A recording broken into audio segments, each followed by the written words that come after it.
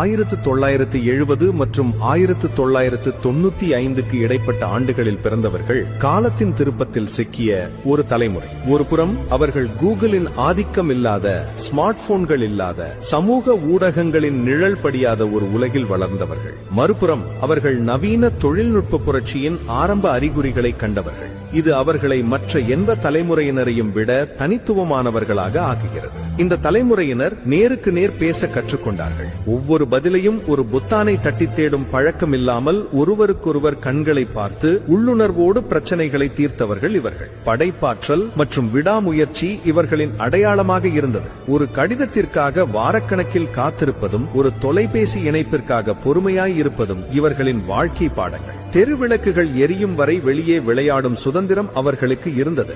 உண்மையில் இந்த பூமியின் சிறந்த தலைமுறையாக அவர்கள் எப்போதும் இருப்பார்கள் என்பதில் சந்தேகமில்லை.